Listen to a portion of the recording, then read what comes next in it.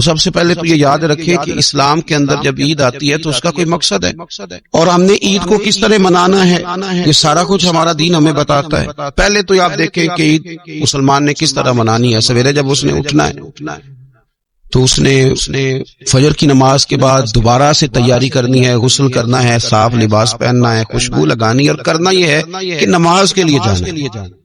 اس کے عید کا آغاز، اس کے اس خوبصورت تہوار کا آغاز اللہ تبارک و تعالیٰ کی عبادت سے ہو رہا، اور عید منا کب رہا ہے؟ رمضان کے 30 روزے پورے کرنے کے بعد یا 29 کا چاند دیکھنے کے بعد۔ تو سب سے پہلے ہمیں یہ بتایا جا رہا ہے کہ جب تم عید مناؤ گے تو تم سجدہ شکر کے ساتھ مناؤ گے، اپنے رب کے ساتھ جڑ کے مناؤ گے، اللہ تبارک و تعالیٰ کی عبادت کے ساتھ مناؤ۔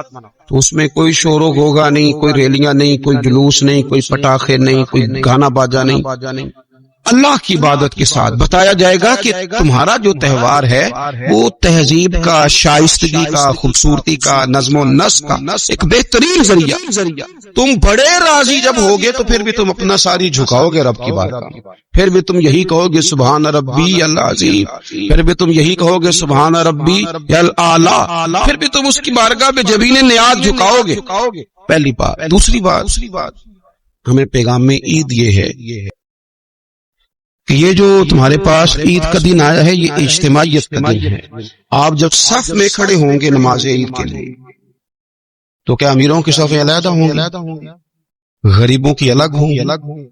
کیا پڑھے لکھوں کی الگ ہوں گی اور ان پڑھ لوگوں کی الگ ہوں گی؟